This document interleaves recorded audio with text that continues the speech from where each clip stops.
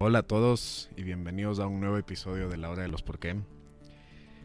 Muchos de ustedes saben que cuando yo lancé este podcast en uno de los videos de presentación, comenté que este podcast no iba a hablar solamente de temas políticos, de temas históricos, de temas sociales, sino que también íbamos a usar este espacio para conversar con gente que nos puede compartir sus historias de vida, sus testimonios, que sean una prueba de valentía, de esperanza, de resiliencia. Y como ya se habrán dado cuenta por el título de este episodio, hoy vamos a tratar un tema que quizás mucho lo hemos vivido de cerca, porque pienso que todos conocemos a alguien que ha pasado por esto, pero poder conversar con una persona que nos pueda contar de primera mano cómo ha sido su experiencia, de verdad que es una experiencia única. Así que antes de empezar, sí los quiero invitar a que estén atentos a esta conversación, porque es una conversación necesaria que todos escuchemos, porque nos enseña a aprender, a prevenir y a inspirarnos. Entonces, sin más, le quiero dar la bienvenida a Ignacio Espinosa Brito. Es una persona que yo conozco desde hace mucho tiempo. Ignacio está aquí para contarnos su historia como sobreviviente del cáncer, pero con la claridad de que Ignacio es mucho más que eso. Ignacio es una persona que ha enfrentado el abismo y ha sabido cómo salir adelante, cómo enfrentarlo,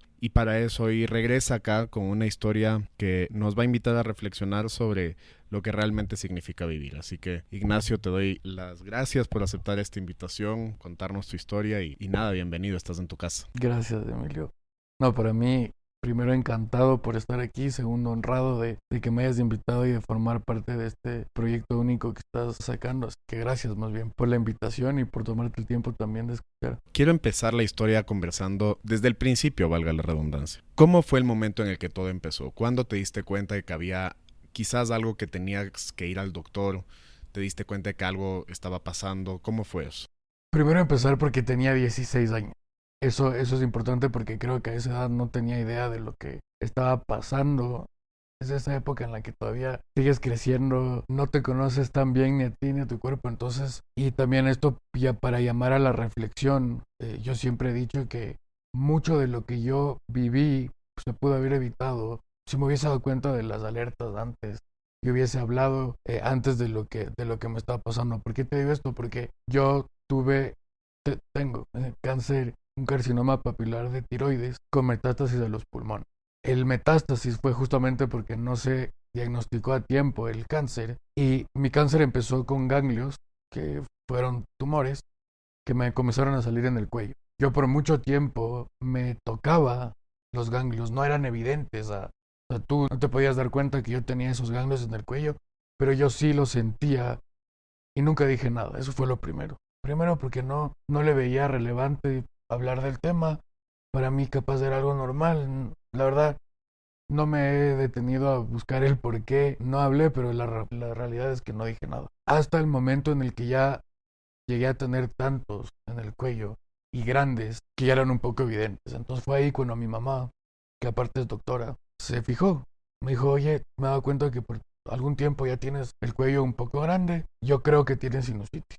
Y fuimos al hospital, me hicieron radiografías y en efecto tuve sinusitis. Entonces, claro, el diagnóstico de mi mamá estuvo bien. Tuve sinusitis, me dieron tratamiento. Cuando acabé el tratamiento, como 1 o 2 semanas después, estábamos, y me acuerdo las fechas y todo, era un domingo, estábamos en un almuerzo familiar en mi casa. Y yo tenía un tumor, una bola en el cuello que era grande, se veía, se notaba. Y yo le movía. Era mi tic, me ¿No te sentaba, dolía? no me dolía. Eso es un buen síntoma, es el dolor, porque los tumores no hacen terminaciones nerviosas. Entonces el dolor es algo bueno. No me dolía. Le movía y mi mamá se fijó de esto.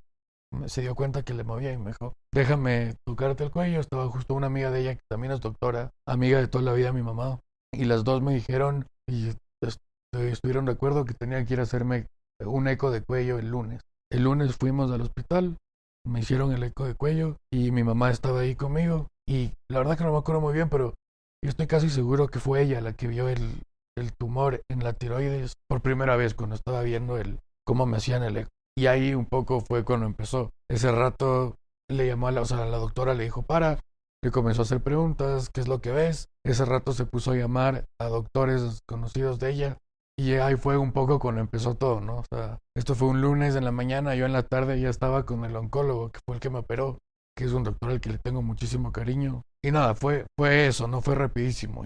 Pero yo no supe que tenía cáncer hasta que me operaron. Porque el doctor que me operó, y eso es algo que a mí me encantó, y es que yo toda la vida, siendo hijo de doctora, yo cuando iba al doctor, yo no era el que respondía las preguntas. Era una conversación que tenía mi mamá con el doctor que era su colega y discutían sobre lo que yo tenía. Que claro, cuando eres niño no me acuerdo que alguna vez tuve otra vez sinusitis, cosas mínimas, pero nunca era una conversación con el doctor y conmigo, siempre era una conversación entre mi mamá y el doctor. Y me acuerdo que cuando llegué por primera vez a su consultorio, su apodo, y a él le gusta que le digan así, es el Negro Río Frío. Cuando le conocí al negro por primera vez, es súper alto, tiene una voz así ronca y es confianzudo. Y me dijo, nos sentamos a hablar y comenzó a hacer preguntas y mi mamá comenzó a responder. Y le paró y le dijo, Maribel, perdóname, pero tú no eres mi paciente. Yo estoy hablando con Ignacio. Entonces fue la primera vez que dije, ok, me están preguntando a mí, yo voy a tener la conversación con el doctor. Y eso es algo que me gustó y me dio mucha confianza de él. Me explicó un poco lo que creían que tenía. Me dijo que tenía muchos ganglios en el cuello, de los cuales uno estaba, o varios estaban cerca de las cuerdas vocales, y en el eco no se veía si estaban en la cuerda vocal o muy cerca de la cuerda vocal. Esa era la primera alerta. O sea, les preocupaba la proximidad de los tumores a la cuerda vocal por miedo de que se me paralicen. Se me paralizó una cuerda vocal, por eso tengo un poco la voz ronca y no puedo gritar. El segundo miedo era el tumor grande que era con el que yo jugaba. Estaba pegado a la arteria. Y me acuerdo que el negro me dijo, me preocupa un poco que esté muy pegada a la arteria y que al rato en el que yo trate de sacar el tumor, se me desgarre y te desangres en la mesa. Me dijo, eso es un riesgo, puede pasar. Entonces, me acuerdo que me dijo, si es que eres creyente, reza, reza por ti, reza por mí también. Esto era un lunes y me dijo, no te voy a operar mañana, quiero que mañana tengas un día con tu familia. Casi que me dijo, despídete por si acaso. Yo no sé por qué a mis amigos no les dije que me iban a operar de esto, yo les dije que me iban a operar de la rodilla. Capaz porque en ese momento todavía no era seguro lo que tenía, pues no me quería adelantar a nada. Y tal vez también por miedo, porque capaz hablar era ya enfrentarlo y decir, ok, esto es una realidad. Entonces me acuerdo que salimos del consultorio y nos subimos al ascensor, estaba con mi mamá y con mi papá, y cuando nos subimos al ascensor se pusieron a llorar los dos. Y nos subimos al carro, se subieron ellos dos atrás, yo me subí adelante en el copiloto y me di la vuelta y les pregunté, les dije, tengo cáncer. Y mi mamá me dijo, no sabemos todavía. O sea, no te podemos decir si tienes o no, hasta el miércoles que te hagan una biopsia y vean si es que es o no cáncer. Y solo ahí vamos a saber. A mí, mi doctor me había dicho que yo iba a saber si tenía o no cáncer si me levantaba de la anestesia y tenía una cicatriz grande. Digo, si tú te levantas y no tienes una cicatriz, es que yo te hice la biopsia. Te traté de sacar lo más que pude porque no, tampoco querían que me quede con los ganglios ahí, pero no vas a tener una cicatriz grande. Es que te levantas y tienes una cicatriz grande, ya sabes lo que pasó. Entonces, claro, yo entré al quirófano sin saber si tenía o no tenía cáncer. Entonces, cuando me desperté de la anestesia, fue casi 10 horas después de que empezó la cirugía, porque duró como 9 horas y pico la cirugía. Me acuerdo que me estaban sacando en la camilla del quirófano a cuidados, no sé si cuidados intensivos, pero después de que te sacan de cirugía. Y le pregunté a la enfermera, ¿qué tan grande es mi cicatriz? Y le vi la cara. Y esa fue la primera vez que vi como esa cara de pena que yo detesto. Y ahí es cuando ya supe, y luego se acercó mi mamá y me contó, me dijo un poco, me contó y me dijo, sí, eran cancerígenos los ganglios, tienes este tipo de cáncer, que es un buen tipo, o sea, es un buen cáncer, digamos, porque es tratable, porque le puedes tratar con yodo radiactivo. Entonces es una bendición porque no tienes que hacer quimioterapia, es un tratamiento que afecta al tumor. Entonces, bueno, me recuperé y ahí fue como, me acuerdo que la primera noche que estuve después de la cirugía fue la primera vez que me senté a pensar y decirme como, tienes cáncer. Pero creo que pasó tan rápido y también era joven, que capaz no dimensioné lo que era. Yo siempre he sido optimista. Siento que ahí me nació mucho más del optimismo. Entonces yo tiendo a infradimensionar las cosas. Entonces eso fue cuando me enteré. Ahí es cuando empezó, digamos. Y te dicen, bueno, ya finalmente ya tienes, o sea, la certeza de que lo que tienes es cáncer. Tú mencionaste que el doctor te había dicho reza por ti, reza por mí. Esto antes de la cirugía, pero ok, finalmente sabes que tienes cáncer. ¿A qué acudes? ¿Qué te ayuda a ti en ese momento a levantar los ánimos y a decir, ok, voy a salir de esta? ¿Y en quién te apoyas si es que tuviste una persona en quien te apoyabas? Porque me imagino que para tus papás, ellos también estaban enfrentando un proceso súper difícil, pues, o sea, tú eres obviamente quien padecía el cáncer, pero para tus papás eres su hijo. Para ellos también es todo un proceso. Sí, yo creo que lo primero que se me vino a la mente fue justamente mis papás y mi hermano. Yo tengo un mellizo. Lo primero que se me cruzó en la cabeza fue, es que me, es que en verdad me muero, me desangro aquí, ¿qué van a hacer mis papás? Entonces, yo creo que eso fue mi mayor motivación, ¿no? Y lo que para mí, el estado de ánimo y la mente pesa muchísimo en este proceso. Cómo lo enfrentes, cómo lo aceptes y también qué te motiva. Entonces, para mí fue la familia. Luego yo también me apoyé mucho en la religión. Yo empecé a rezar más, me volví más creyente, un poco porque decía, si es que ya me muero y me voy a algún lado, que sea el cielo. Pero más que nada fue mi familia. Y luego algo que me dijo mi doctor y que con mi mamá, los dos, me acuerdo que justo antes de entrar, cuando estábamos entrando al quirófano, estábamos solo el negro y yo y le pregunté, le dije, ¿qué tan riesgoso es? O sea, ¿qué pasa si es que de verdad tú me sacas esto de sangre? Me dijo, Ignacio, morirse es lo más fácil del mundo. Vivir es difícil. Tienes que, no sé si es que puedo ser un poco Sí, sí, gráfico. obvio. Me dijo, tienes que ponerte un par de huevos y seguir. Porque los que se quedan atrás son la gente que te quiere. Y esos son los que sufren. Así que no pienses en ti, porque para ti lo más fácil va a ser morirte. Me dijo, si es que tú empiezas esto, va a ser un proceso que no va a acabar en la cirugía. O sea, se te viene un proceso largo. No lo hagas por ti.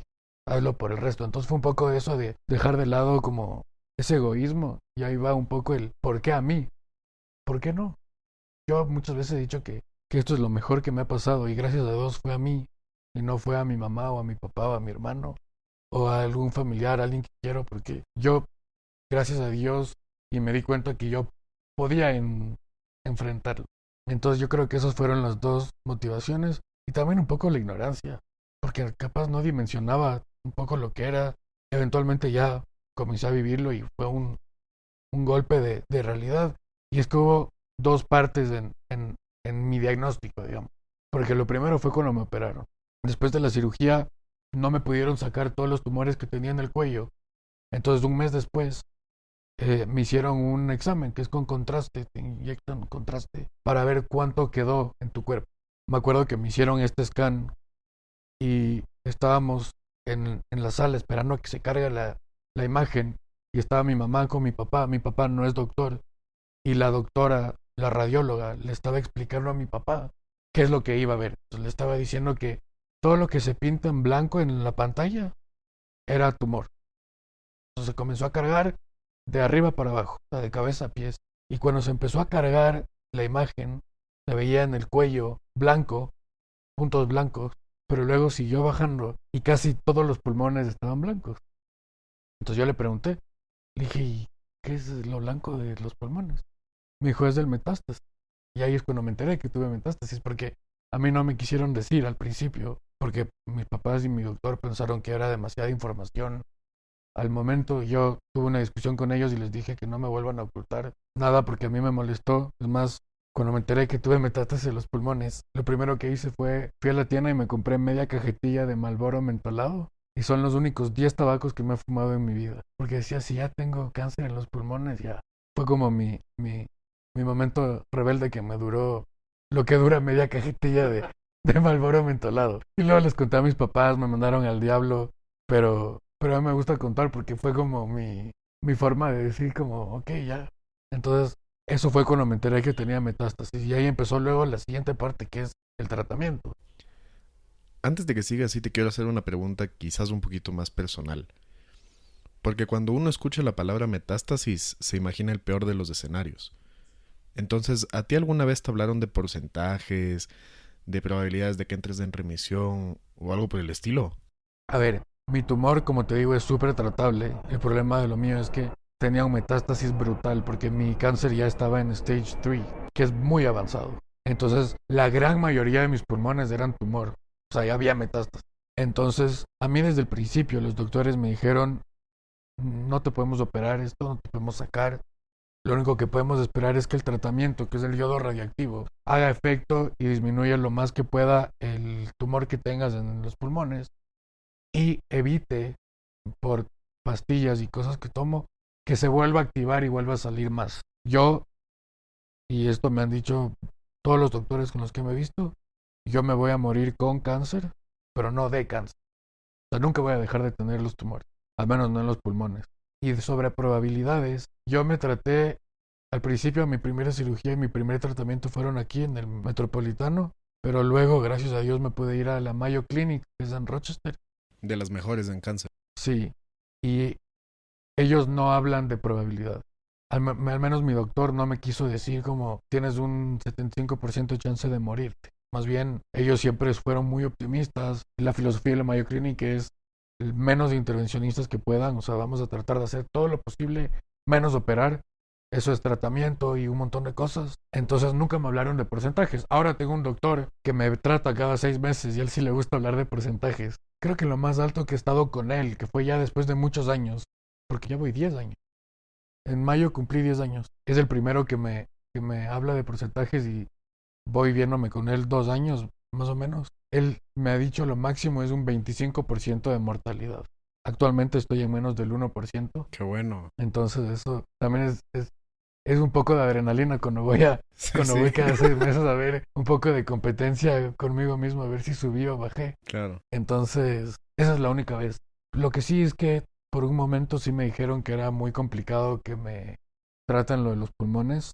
Tenían miedo también que me afecte la capacidad pulmonar. Y por un tiempo hubo también un miedo y riesgo de que mi metástasis haya ido también al cerebro. Y ahí sí era otra historia. Gracias a Dios no se me fue. Porque el cáncer de tiroides normalmente cuando hace metástasis va por 2 vías. O al cerebro o a los pulmones. Es una lotería. Yo me gané la lotería de los pulmones. Entonces, eso es lo único de... Y antes de que se me escape, decías que, claro, desde que te operaron hasta que tuviste esa otra sesión donde te hicieron y te mostraron los resultados, a ver cómo habían evolucionado los tumores en ese mes. ¿Qué fue ese mes? O sea, ¿qué estuviste haciendo? ¿Fue cuestión de solamente esperar? ¿Ya entraste en algún tipo de tratamiento? No entré en tratamiento, pero sí me preparé para el tratamiento. Fue un poco más de un mes hasta que me dieron el yodo radioactivo, porque para darte yodo tienes que hacer una dieta sin yodo, para que tu cuerpo esté en un déficit de yodo brutal y cuando te dan el yodo radioactivo lo absorba lo más que pueda. Es terrible porque todo en el Ecuador tiene yodo, empezando por la sal. En el Ecuador hay una ley, no sé desde cuándo, que la sal tiene que ser yodada. El colorante rojo número 52 tiene yodo. Te sorprendería cuántas cosas que comemos del día a día tienen colorante rojo 52. Las yemas de huevo, los mariscos. Entonces eso es tenaz también porque ya te empiezas a sentir como raro porque ya no puedes comer normalmente. Entonces, y eso es tenaz porque cuando estás con este déficit, me sacaron la tiroides y la paratiroides, entonces estaba ya en déficit de calcio. Estaba con el calcio bajísimo, hormigueo en las manos, en las piernas, se me doblaban un poco las manos porque cuando no tienes calcio y déficit de calcio se te empiezan a doblar las extremidades. Me sentía lento, muy lento, pero no fue un cambio tan abismal, más que nada la recuperación de la cirugía, porque sí, tuve una cicatriz grande, yo tengo casi todo mi cuello, tengo como una smiley face en el cuello de las cirugías. Esa fue la recuperación, lo de la cirugía, pero luego, gracias a Dios, y eso es algo que a mí me ayudó muchísimo, es que nunca me trataron diferente en mi caso. Nunca tuve ningún tipo de beneficio. Es más, yo hasta el día de hoy jamás he usado mi cáncer como excusa para nada. Uh-huh. Cuando estaba en el colegio no me dejaban usar el cáncer como excusa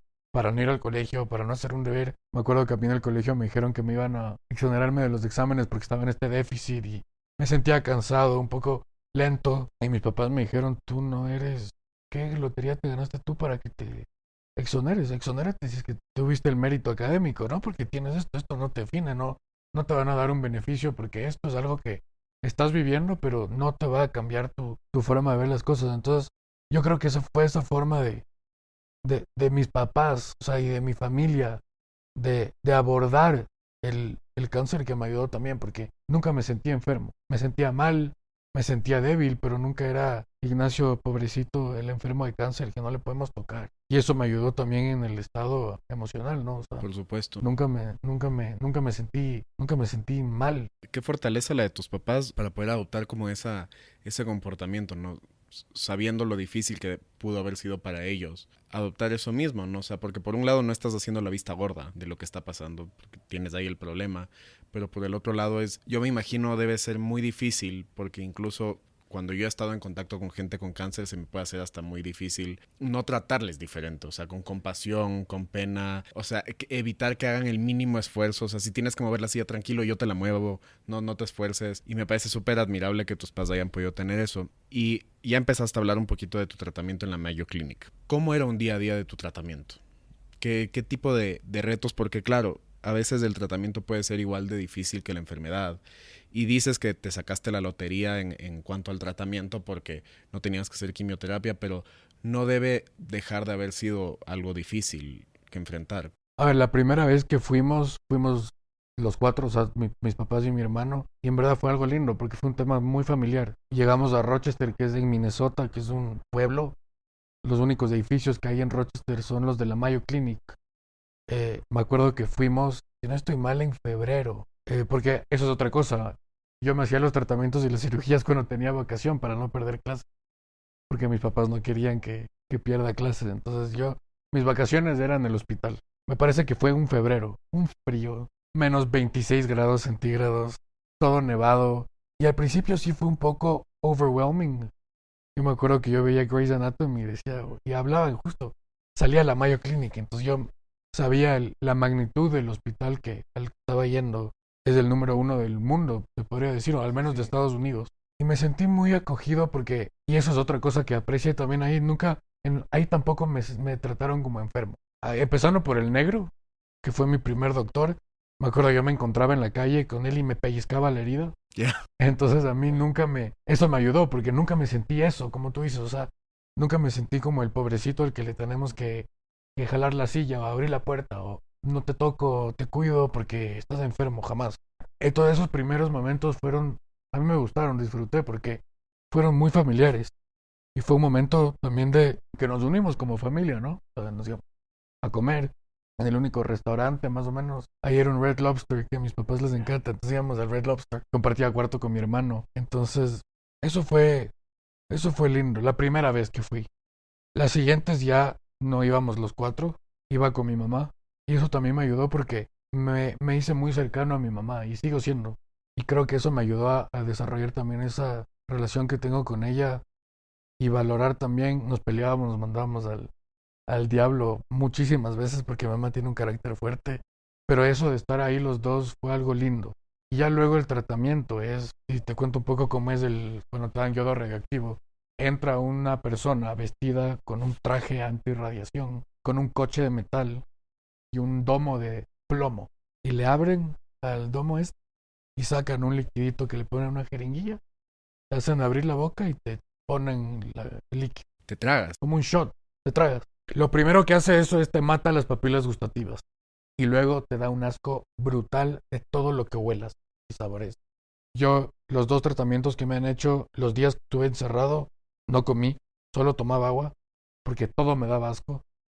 Como emite radiación y eres radioactivo, todos los desechos que generes se tienen que incinerar. Entonces tienes que guardar en una funda. Entra una persona todos los días vestida de antirradiación y ponen una funda y le dejan en una esquina con triple funda y no sé qué. No puedes llevar celular o computadora o nada que lleves porque todo lo que esté en contacto contigo esos primeros momentos tienen que incinerar porque son radioactivos. Entonces leía, que es algo que me encanta. Me dediqué a leer, mi mamá me llevaba libros. ¿Ahí le cogiste el gusto a la literatura o ya Un poco venías? Más. Veía la televisión que tenía en el cuarto. Me dediqué a contar las ventanas del edificio. Entonces sí fue un momento como un poco desesperante, porque estar encerrado 5 días, que fue la segunda vez que me hizo el tratamiento ahí, sin contacto con nadie, sin poder hablar con nadie, o sea, no poder coger tu teléfono y escribir a alguien, sí puede ser un poco desesperante. Y esa vez cuando estaba sola con mi mamá, me acuerdo cuando me dieron el alta y salí de la habitación y estaba mi mamá ahí esperándome. Y cuando salimos nos fuimos los dos a comer, que a la final yo comí una limonada porque me seguía con asco, seguía con las papilas gustativas y estaban como regenerando, entonces todo olor me daba asco. Y ese fue el tratamiento. La verdad que no, sí es un poco duro eso aparte del asco, el aislamiento, pero no sientes al menos yo no sentía un cambio físico. No me dolía, no sentí nada o sea, físicamente. Entonces eso también ayuda, ¿no? O sea, no se te cae el pelo, no vomitas. Bueno, a menos de que comas, pero de ahí no hay mucho. Y durante todo este tiempo que estuviste en el tratamiento, claro, o sea, hablas de... Para nosotros hoy en día, o sea, generaciones, digamos, más jóvenes, es impensable el estar sin celular, sin contacto tecnológico, sin ese tipo de herramientas, ¿no? Claro, por el otro lado estás en contacto con los libros, que de por sí son un mundo propio. O sea, me pongo a pensar, o sea, para yo tener que contar ventanas en un edificio y ver cuántas ventanas tiene un edificio es porque, o sea, de verdad, seguramente no hay nada más que hacer. Y enfrentar el aburrimiento quizás hoy en día es súper difícil para nuestras generaciones. Porque, como te digo, estamos tan acostumbrados a tener la tecnología al lado y a la satisfacción inmediata, a los placebos, que el mero hecho de pensar en estoy aburrido es bien complicado. Entonces, yo la pregunta que aquí quisiera hacerte es, ¿qué descubriste de ti mismo durante el tratamiento? ¿Qué descubriste que quizás no lo tenías o qué fortalezas nuevas sacaste del tratamiento que te ayudaron a superar todos estos momentos? En general, no solo el tratamiento, sino todo. Yo creo que toda la experiencia, yo siempre he dicho que es lo mejor que me ha pasado en la vida hasta ahora.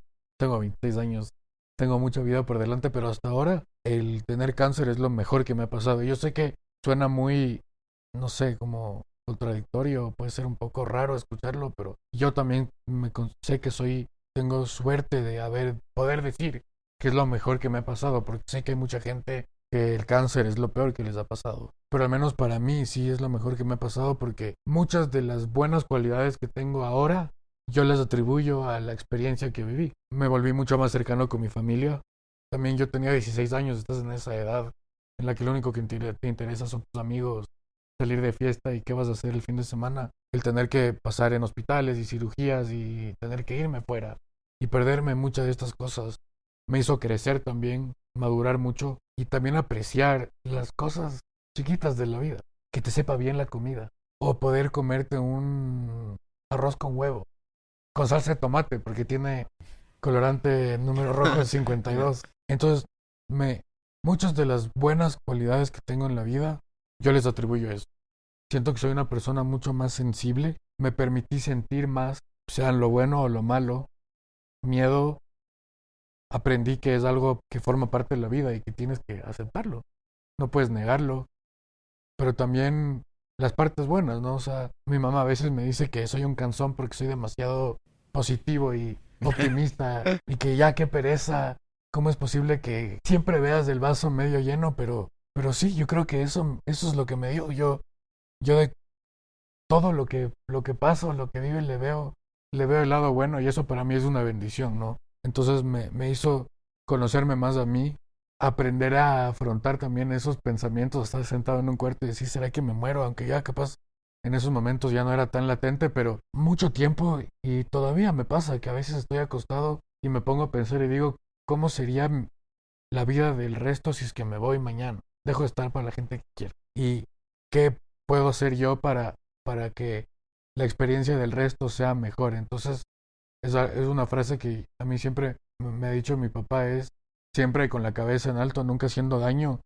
Y es algo que he tratado de vivir. Ya cuando creo que cuando tienes esta experiencia y ya ves que se puede acabar tan rápido todo, te sientas un poco más a pensar y decir, el día a día, estoy haciendo las cosas bien. O sea, en la vida la vas a fregar, vas a cometer errores, vas a hacer daño a gente, eso es inevitable. Pero lo importante es no hacerlo a sabiendo, ¿no? Tratar de evitarlo y tratar de siempre actuar de una manera que sea buena para ti primero y luego para el resto. Y también me acuerdo que es algo que me dijo el negro, que es mi doctor. Alguna vez me dijo, Ignacio, tienes que ser un poco más egoísta, porque toda decisión que tomes en tu vida y todo lo que decidas te va a afectar primero a ti y luego al resto. Entonces piensa en ti, está bien pensar en ti. Obviamente no a detrimento del resto y no le vas a afectar al resto, pero está bien que pienses en lo que quieres, en lo que necesitas. Entonces, todo esto que te digo es algo bueno, ¿no? No, yo no le veo algo malo a mi experiencia, más bien es lo mejor que me ha pasado y extremadamente agradecido Doy gracias a Dios que me tocó a mí, no le tocó a alguien más de mi familia. Y eso. Tú empiezas contando, hace un ratito decías que claro, a ti los doctores te han dicho y te siguen diciendo que tú te vas a morir con cáncer. No de cáncer, pero con cáncer. Claro, hay mucha gente que supera el cáncer y entra en remisión, pero tú dices te vas a morir con cáncer. Pasas del tratamiento, lo superas, sales del tratamiento y qué cambios te dicen que tienes que empezar a adoptar en tu vida a raíz de que vas a tener cáncer por el resto de tu vida, o no hay ningún cambio. Primero las pastillas. Yo tomo, ni sé cuántas pastillas tomo al día. Tomo como 4 en la mañana, 3 en la mañana, luego en la noche. Tengo que tomar calcio porque no tengo tiroides. Tomo levotiroxina. Como he estado tantos años con una megadosis de levotiroxina para evitar que se active el tumor, eso me ha afectado. Te puede llegar a afectar el corazón, te puede dar taquicardias porque estás con un estado, con un metabolismo hiperactivo. Entonces tengo que tomar pastillas para evitar que me afecten al corazón. Un montón de cosas, ¿no? Doctores cada 6 meses. Pero de ahí cambios. No, es que nunca me cambió el estilo de vida más que cuando tenía cirugías y tratamientos. Me acuerdo que mi papá por mucho tiempo me obligó a tomar unos batidos, a comprar una máquina que le metes todas las verduras que puedas Sí, los encontrar. jugos verdes. Y eran asquerosos. Yo odio el apio y le ponían apio y sabía un montón a apio. Y me acuerdo que me hacía tomarme eso todas las mañanas y al principio decía, bueno, esto le da paz mental a él. Es un mini sacrificio que voy a hacer para que él se sienta tranquilo. Hasta que me quería dar en las mañanas del jugo verde y en las noches jugo de guanábana, porque la guanábana es anticancerígena. Mira tú. Yo me acuerdo que una vez me estaba tomando el jugo, que odio la guanábana, y me senté y le dije, papá, muy tarde, ya too late. O sea, ya tuve cáncer, ya tengo cáncer. Ya esto era de tomarme antes, por favor, no me hagas tomarme la guanábana porque detesto. Entonces ahí dejé eso. Pero de ahí no ha sido un cambio. Y te digo porque también, por eso digo que soy muy afortunado porque nunca estuve postrado, nunca estuve con quimioterapias, nunca estuve inmunodeprimido, entonces no es que no podía estar en contacto con gente o tener que cuidarme hasta qué como, porque si estaba contaminado me daba alguna infección.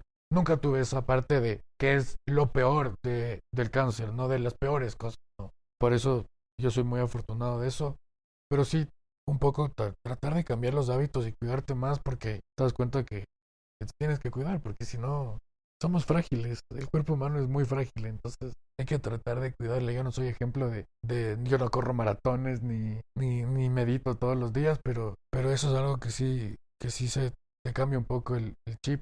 Y más que nada los que están alrededor tuyo. Ahí es cuando ves más del cambio. Porque el miedo te hace hacer más cosas y el miedo de, ¿será que me da a mí? Todos en mi casa tomaban jugo verde y jugo de guanábana, exámenes, cosas, entonces eso es un poco el cambio.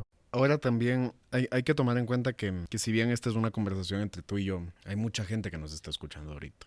Y yo sí pienso que todos conocemos a alguien que ha tenido cáncer. Los más afortunados tendrán gente que ha tenido cáncer y lo ha superado. Hay otras personas que han tenido personas conocidas con cáncer y que no lo han podido superar y que lamentablemente ya no los acompañan más. Pero yo estoy seguro que ahorita hay mucha gente escuchándonos que está batallando con el cáncer. ¿Qué consejo tienes para darle, uno, a la persona que está batallando con el cáncer y dos, al círculo de esa persona que está luchando contra el cáncer?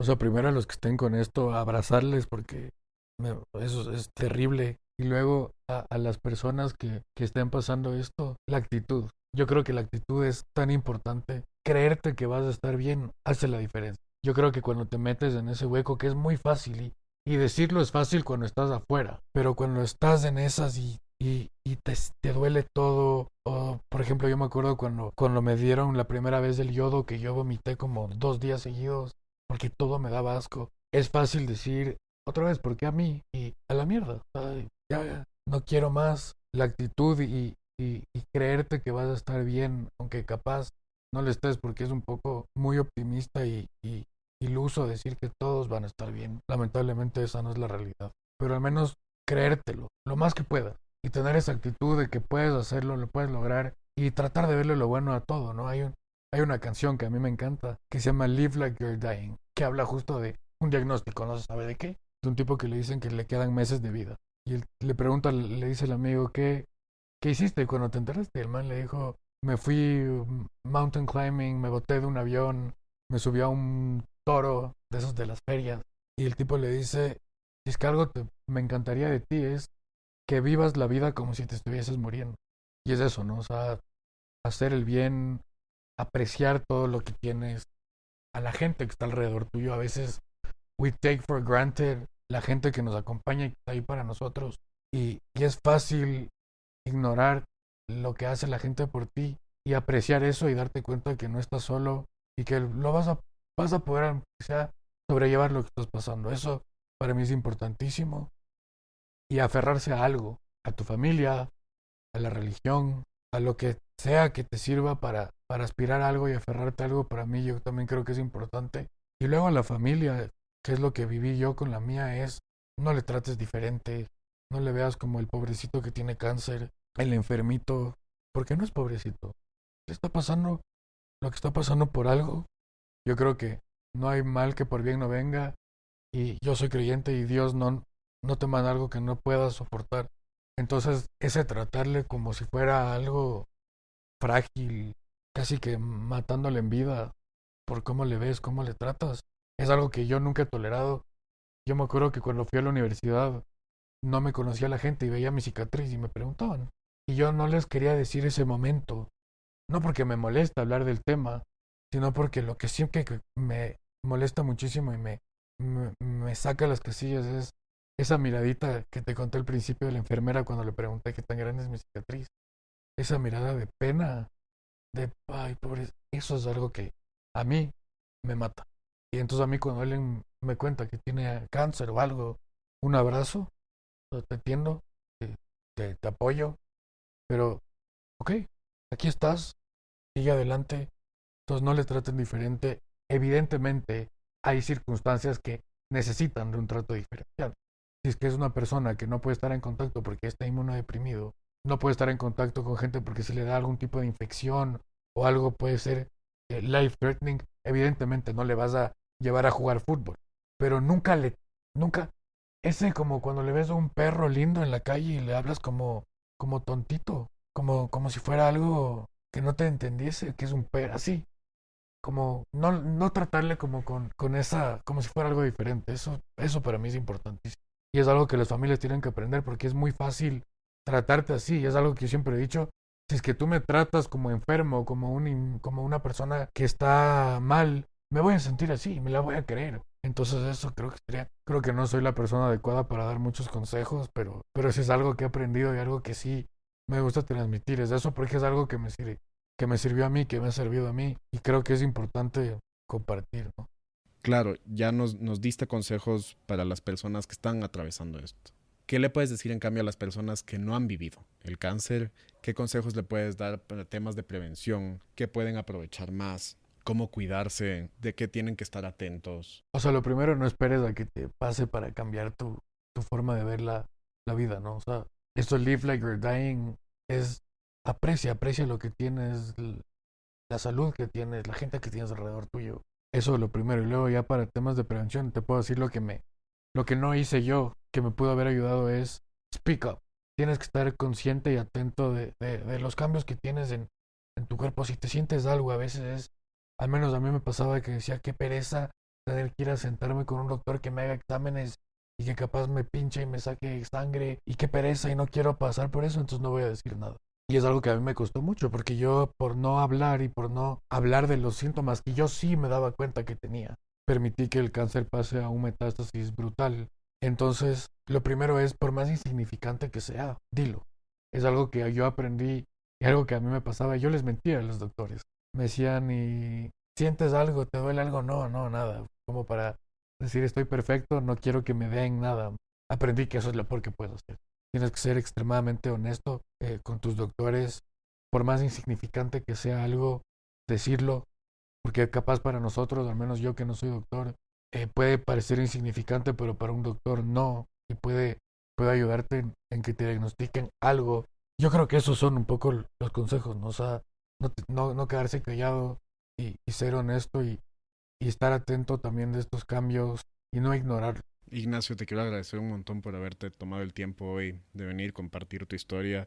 Yo estoy segurísimo que todo lo que nos has contado hoy nos deja grandes enseñanzas de vida, de cómo aprovechar cada momento Como muchas veces quizás pensamos que es el fin del mundo, un tema cuando hay tantas otras cosas peor que nos podrían pasar, sin que esto signifique que no hay que darle la importancia al dolor o problemas que a veces podemos vivir, ¿no? Antes de despedirnos, sí quisiera preguntarte si hay algo más que quisieras compartir, contarles a los que nos están escuchando ahorita.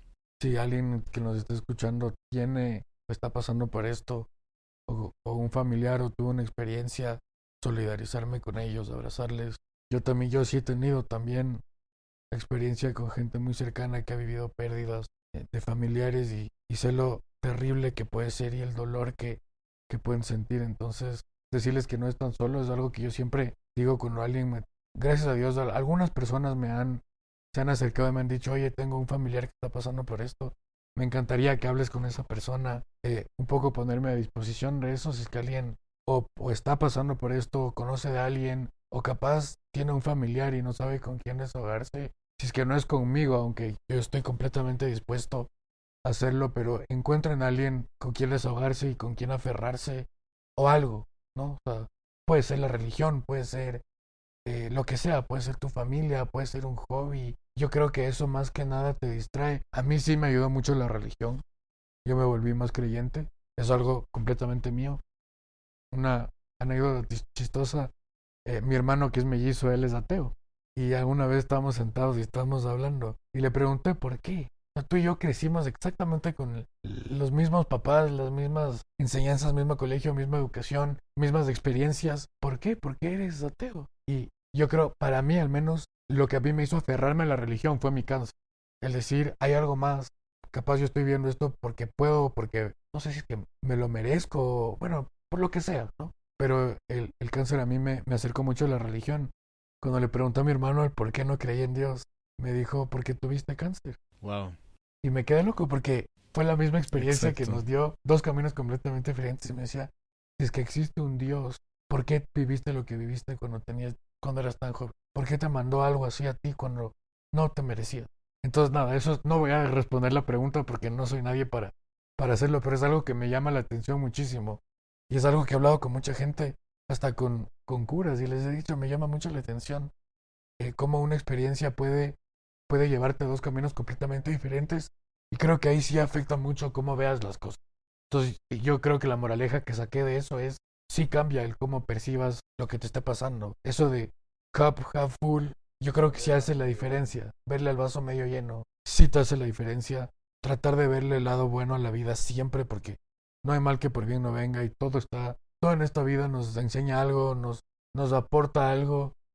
Capaz la vida te quita muchas cosas porque el dolor y el sufrimiento es parte de la vida, pero también es algo lindo. Porque yo creo que cuando sufres y cuando te duele y cuando sientes una pérdida, te enseña que hay algo que vale la pena, ¿no?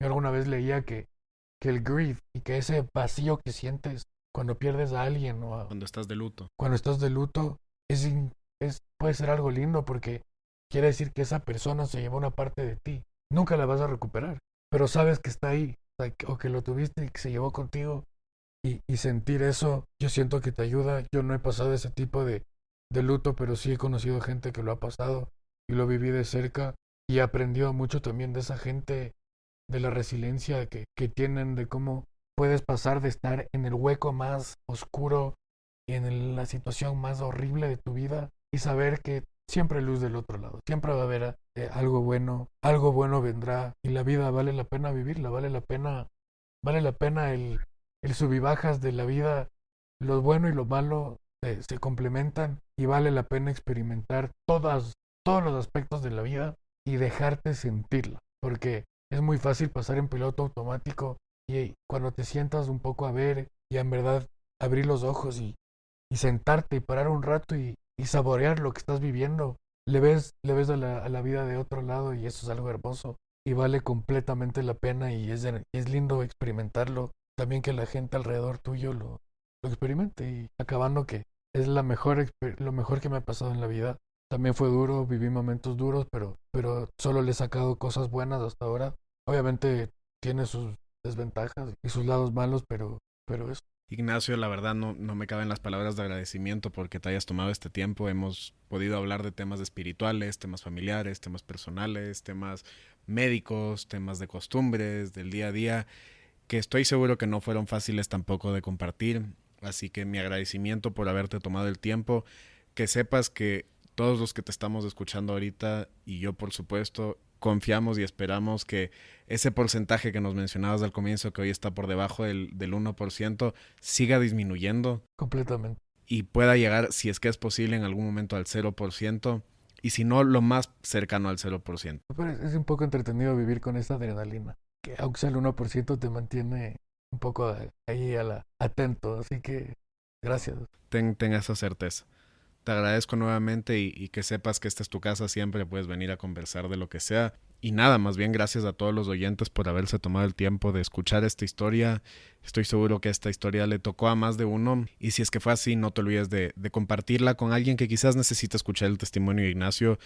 Y de igual manera, ya saben, Ignacio se acaba de poner a disposición de todos. Entonces, si tienen algún comentario o pregunta para él, siéntanse libre de ponerlo en los comentarios, sea aquí en la plataforma de Spotify, aquí en la plataforma de Apple Podcasts, en Instagram, en Facebook, en el correo que tienen adjunto. En cualquier plataforma saben que pueden dejar sus comentarios o preguntas para Ignacio. Ignacio, mil gracias. Gracias a ti, Emilio. Qué gusto compartir esto contigo. Gracias. Ya nos vemos y quédense atentos para el próximo episodio. Un abrazo. Chao, chao.